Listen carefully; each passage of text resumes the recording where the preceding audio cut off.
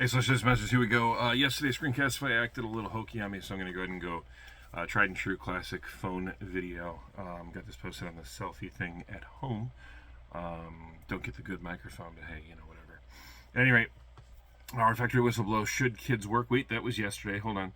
I am in the right place, I promise. Our factory whistle blow today, should only some people get wealthy from factory labor, or should the profits trickle down to the workers? Your thoughts on that. I'll try to post that as a question as well on Classroom. Just kind of give you the opportunity. I'll put it here in the notes. An opportunity to go ahead and answer that. Previously in Socialist factory towns are run by factory owners and children.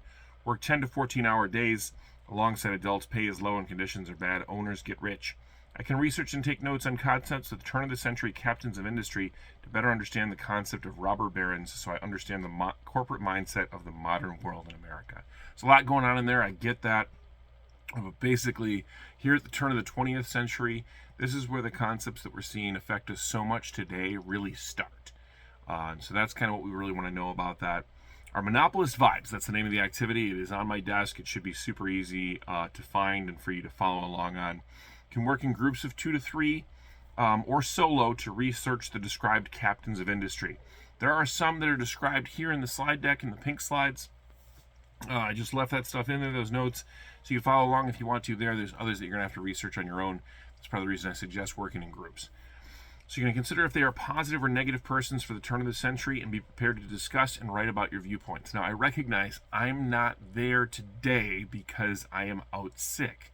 However, we can still have those discussions, and you will still be having that opportunity to write about your viewpoints with the DBQ activity coming up on Friday. So make sure we're getting our work done, staying on top of things, getting caught up to this, so we can actually be prepared for that test coming up on Friday.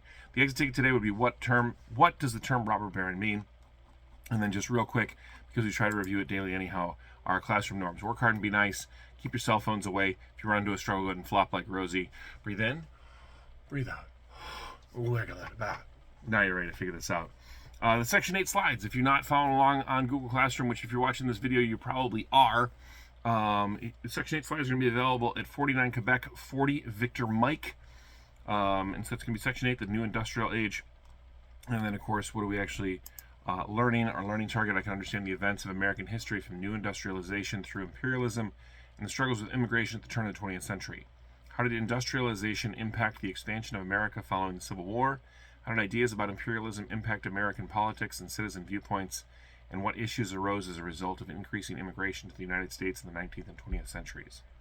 I can build and demonstrate knowledge of the events and conflicts of the expanded industrial and imperial age in America by writing notes and reading activities related to various events and economic changes.